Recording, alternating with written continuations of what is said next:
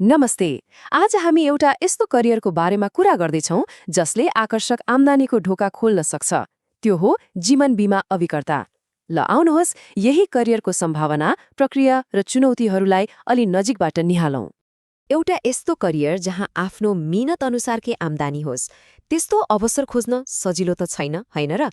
तर जीवन बीमा अभिकर्ता हो, यो त्यस्तै एउटा उत्कृष्ट विकल्प हुन सक्छ। त्यसो भए सबैभन्दा पहिले त कुरा गरौँ यो करियरको सबैभन्दा ठूलो आकर्षणको बारेमा।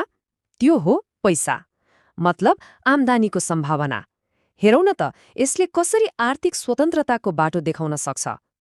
यसमा आम्दानीको सुरुवात नै एकदमै दमदार हुन्छ। सोच्नुहोस् त, कुनै पनि बीमा पोलिसी बेच्दा त्यसको पहिलो वर्षको प्रिमियमबाट सिधै 25% कमिसन। यसले सुरुमै एउटा बलियो आर्थिक जग बसाल्न मद्दत गर्छ।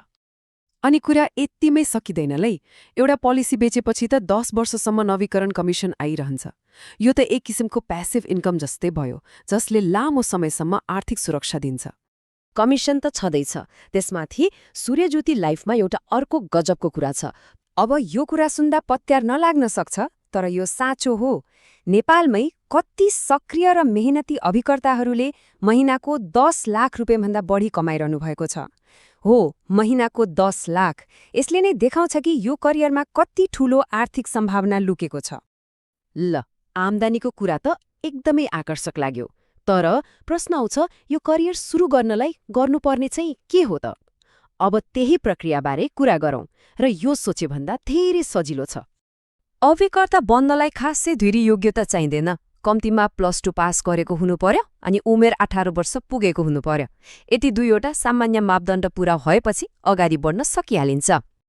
अब इजाजत पत्र यानि कि लाइसेन्स लिने प्रक्रियाको कुरा गरौँ। जम्मा 4वटा सजिलो स्टेप्स छन्। पहिलो, आफ्नो नजिकको सूर्यज्योति लाइफको अफिसमा सम्पर्क गर्ने। दोस्रो, 4 दिनको तालिम लिने।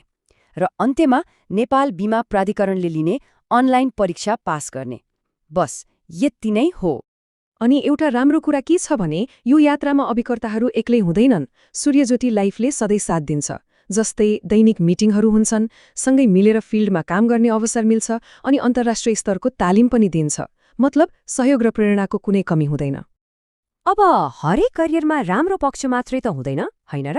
यसमा पनि केही चुनौतीहरू छन्। तर राम्रो कुरा के हो भने हरेक चुनौतीको समाधान पनि सँगसँगै आउँछ। ल, अब यिनै चुनौती र त्यसलाई कसरी पार लगाउने भन्ने बारेमा कुरा गरौँ। सबैभन्दा पहिलो र सायद सबैभन्दा ठूलो चुनौती हो अस्वीकृति। बारम्बार हुँदैन वा नसुन्दा त कसको मन नदुख्ला र, होइन? आत्मविश्वास पनि घट्न सक्छ। तर यसको समाधान भनेको दहरो आत्मविश्वास र लगनशीलता नै हो। हरेक नोले हामीलाई यसको नजिक पुर्याइरहेको हुन्छ। त्यस्तै अर्को चुनौती हो कोल्ड कलिङ, मतलब नचिनेको मान्छेसँग कुरा सुरु गर्ने।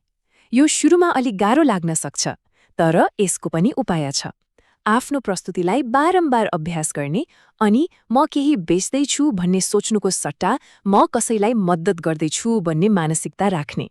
यसो गर्दा कुराकानी आफै सहज र अर्थपूर्ण बन्छ। अनि अर्को कुरा आउँछ समय व्यवस्थापनको।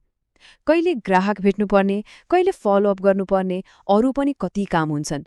सबैलाई सन्तुलनमा राख्न गाह्रो हुन सक्छ। तर यसको समाधान एकदमै सरल छ।